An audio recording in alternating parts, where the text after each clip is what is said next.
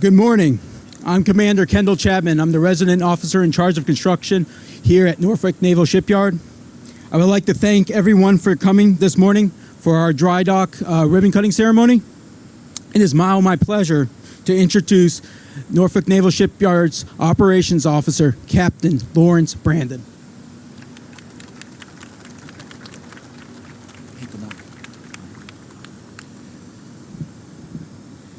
I'd like to welcome everyone to this morning's ribbon cutting for our historic Drydock 4. Today is a historic day in its own right as we take one tremendous step closer in seeing what our 21st century Navy and Naval Shipyard should look like, and enabling our ability to serve a variety of submarine classes decades into the future. Today marks the culmination of more than 3 years and $200 million. This is our biggest completed project yet as part of the Shipyard Infrastructure Optimization Program to modernize our nation's 4 public shipyards. With this project originally having broken ground in January 2020, back when COVID was just starting to affect the world, it's taken a lot of dedication in solving some large-scale challenges to arrive at this moment 39 months later. Thank you to our Naval Sea Systems Command Headquarters and Shipyard Infrastructure Optimization Program, our Naval Facilities Engineering Systems, Command Mid-Atlantic, our Portsmouth Public Works Department team, and our contracting partners. We absolutely couldn't be here today without your support and dedication.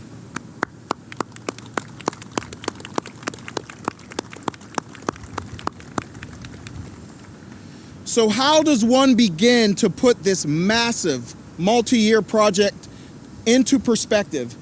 And in just a few minutes we have here together this morning. Well, combined with the insight of Rear Admiral Aguayo, I'm going to try. During this renovation, 2.5 feet of concrete has been replaced from the dry dock's floor, as well as 2 feet from the sidewalls. In addition to replacing the dry dock caisson, a very important component that keeps the river out so we can perform any and all critical maintenance needed on our submarines, there was a complete restoration of the pump wells while upgrading all of the dock's mechanical and electrical equipment. This required replacing approximately 2,300 feet of mechanical and electrical services in the dry dock area, an impressive number to help put the scope of this project into context. A product of World War I expansion and first opened in 1919, it's no exaggeration to say that Drydock 4 has hosted some of the most significant ships of our American naval history. The nation's very first aircraft carrier, USS Langley, was here. The battleship USS Texas, which fought in both World Wars, was here. The battleship USS Arizona, tragically destroyed in the attack on Pearl Harbor, was also here. Not just limited to American naval history, even the British aircraft carrier HMS Illustrious, extensively damaged in the 1941 attack, came here for repair along with other Allied fleet vessels during World War II. While we would be remiss if we didn't acknowledge that great past, today our focus is on the shipyard's equally significant future. Becoming the shipyard our nation needs requires investment in our dry docks, in our infrastructure, and in our industrial plant equipment. It takes coordinated combination of dedication, design, and dollars in all areas to enable America's shipyard to deliver ships back to the fleet on time, every time, and everywhere to protect America. Combined with the amazing power of our people and our 10,000 plus workforce, facilities like Drydock 4 are what will help our nation maintain its maritime dominance.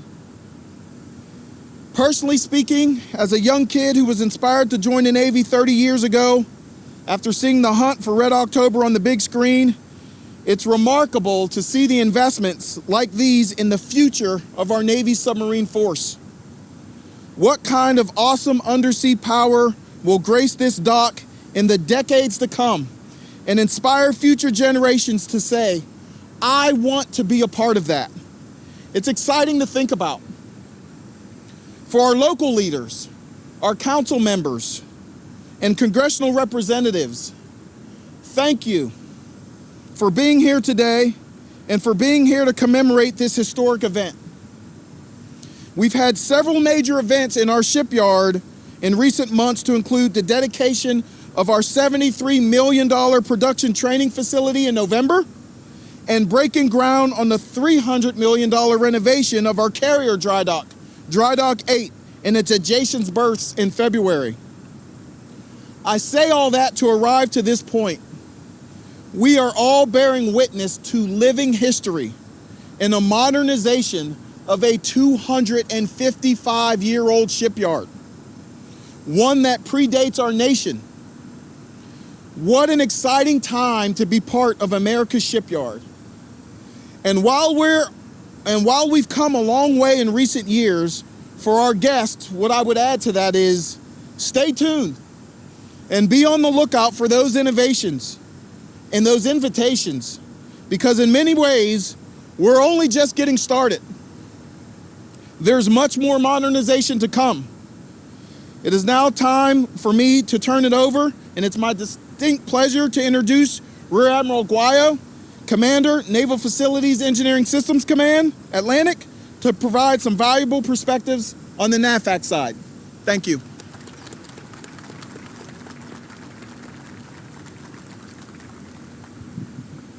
All right. Thank you, Captain Brandon. And I'm telling you, it is such an honor and privilege to be here on such a beautiful day. We're blessed with incredible weather today. So I want to welcome Mayor Glover. Thank you so much for being here, sir. I lost track of you. I know you. Oh, here you are. Okay, here we go. Thank you, Mayor. To our council members, our congressional member representatives, Mr. Edelson, who is our PEO, came on board a couple weeks ago. Great to have you here as well, sir. Thank you for being here. And all our distinguished guests today. Thank you again for joining us to honor and to recognize the significant accomplishment of opening up Drydock 4 after some very major renovations over the past 4 years. Drydock 4 was originally constructed in 1919 as a soil-supported, unreinforced concrete structure and was scheduled to lose its operational certification in 2019 without critical upgrades provided by this project. The project was executed as a phased, multi-year operations and maintenance-funded repair valued at $191 million. The first phase consisted of caisson and cofferdam related work and provided an entirely new caisson, the top of which was raised to integrate into a comprehensive flood protection system developed specifically to protect submarines and drydock and associated nuclear support facilities from a 500-year flood event. The second phase consisted of demolition and reconstruction of the drydock walls and floors, caisson seat, pump well, and associated utilities. Like the caisson, this phase was specifically designed to protect against a 500-year flood event. In addition, the drydock was raised an additional foot to be consistent with the surrounding infrastructure and, according to the DoD Regionalized Sea Level Rise Database, is projected to be resilient beyond the year 2065 under extreme conditions. Further, the project upgraded the utilities and other features necessary to support modern submarines and landing helicopter dock-class amphibious assault ships. It was an enormous undertaking involving the placement of over 30,000 cubic yards of concrete and requiring 836,000 man-hours of construction. This project is truly precedent-setting for NAVFAC as the first dry dock turned over back to the United States fleet in support of the Shipyard Infrastructure Optimization Program, or SIOP as we call it. It is the first project that we as NAVFAC, we're very honored to be able to say, here you go, fleet. Under our SIOP program, it's back to you to use for the maintenance of our critical platforms. The initial project development and contract award was managed by our traditional mechanism, utilizing the local Public Works Department and support from Facilities Engineering Command, NAVFAC Mid-Atlantic. However, to ensure proper oversight and execution success while the project was underway, we stood up a special office right here at the Norfolk Naval Shipyard, the Resident Officer in Charge of Construction, or ROIC as we call it, right here. So we wanted a specialized office on site to oversee the construction of this and future SIOP projects. The ROIC's sole purpose is overseeing execution of these SIOP projects, which is estimated to be over $2.4 billion in construction right here at the shipyard over the next decade or so. The ROIC office that is led by Commander Kendall Chapman, right here to my left, provided dedicated government oversight of the completion of this project, and we intend to apply lessons learned about execution of large construction projects, mega projects as we often refer to them, at this and all our other public shipyards, our other 3 shipyards. We're taking lessons learned, since this is our first completed project, and making sure that we're applying everything we learned here to all our other public shipyards and execution of SIOP. To execute this project, we aligned ourselves with some of the Navy's long-standing partners for waterfront construction, WF McGann, a local contractor who has worked in this yard for over 70 years.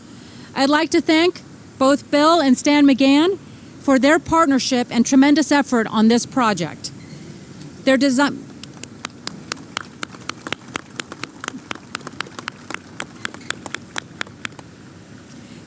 partner, a joint venture between Moffitt and Nickel and Burns and McDonnell, also brought extensive technical knowledge and waterfront engineering expertise critical to the success of this project.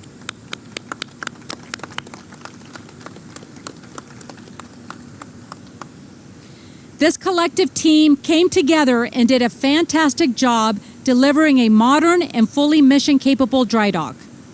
It was not always easy. As you can imagine, when you modernize a dry dock originally built over 100 years ago, you will encounter some challenges and unforeseen conditions. In addition to the challenges of working in an active shipyard and navigating through the unprecedented COVID-19 impacts, the team needed to manage the challenging upward obligation process to obtain funding to address these unforeseen conditions, and more recently, needed to rapidly respond to the unexpected failure of main dewater pumps and corrosion of dry dock utilities. However, the team worked together seamlessly and always found a way to swarm the problem, find a solution, and keep moving forward.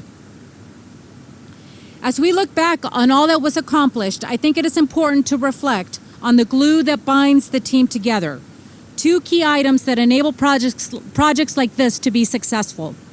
1, a common mission in support of national security. And 2, our industry partnerships. Partnerships like we have here are a model for what NAVFAC strives to achieve around the world as we build the infrastructure the Navy needs for our strategic competition against and with our competitors.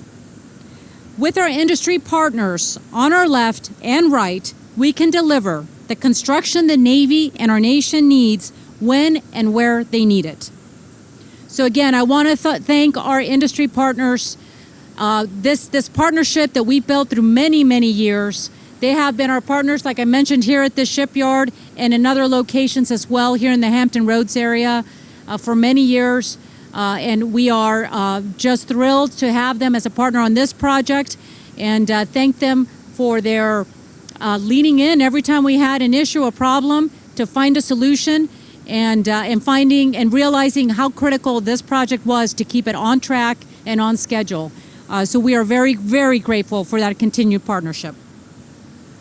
I'm very proud of what our combined teams have accomplished, and thank everyone who worked so hard to execute this impressive and critically important project for the United States Navy. So now I'm going to turn it back to Commander Chapman, because I think we're ready to cut the ribbon and open up and commission this dry dock. Hoorah.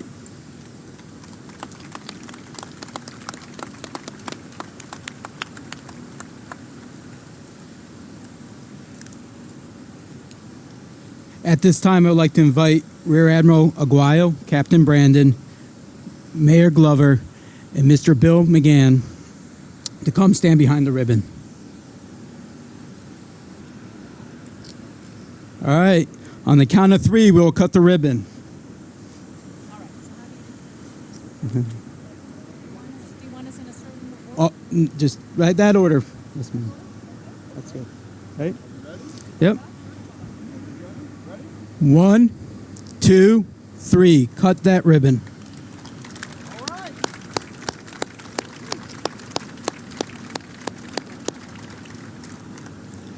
This concludes the ceremony.